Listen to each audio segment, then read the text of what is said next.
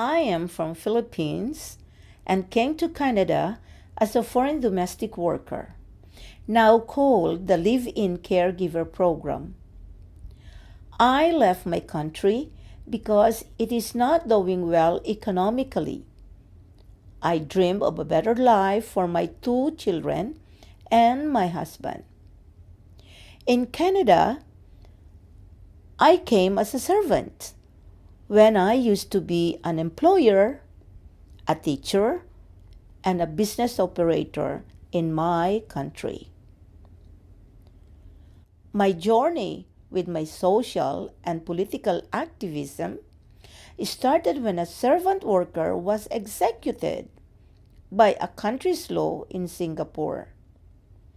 Because the servant did not have any rights, and that our own country cannot prevent the execution from happening.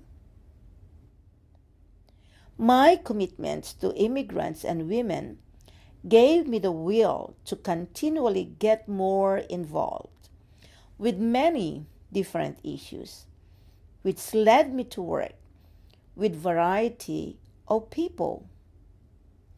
I was enlightened to share and listen to many experiences of different immigrants. With my own personal experience and all the stories that were shared with me, it gave me the power and the tools for my specialization in the topic and in the drive to stand up for the rights of caregivers. In the field of domestic workers or caregivers, there are many requirements that one needs to meet in order to be allowed to remain in Canada. One of the requirements is to build and establish one's self-sufficiency economically through social integration, training, and skills development. We were expected to go to school, get an education, and develop new skills. But I wonder how the government expects us to achieve all of these requirements when the opportunities are so limited to do so. Because of the very nature of the Live-In Caregiver program and the strict compliance to live in at the work or employment site, specifically when the condition of domestic worker is so bad. The traditions, practices, and multicultural nature of Canada are part of the political, economic, social, health, employment, and immigration status are all part of the challenges the workers face each day. We work long hours. We don't have free time. We only work, and the wages are too low. But we still need to be able to send money back home while serving amidst the complex demand to stay in Canada. Family separation is part of our everyday life. The children growing alone, without mothers to guide and support and look after them, especially when they are sick, when they need you in their school, when they need you to guide them, and sometimes with the abandonment of a father.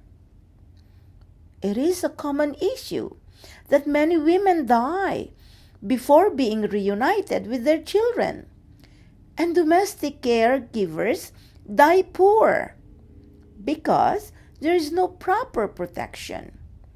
The lack of monitoring bodies or agencies to monitor their safety and protection at workplaces, and they are without work benefits or security plan.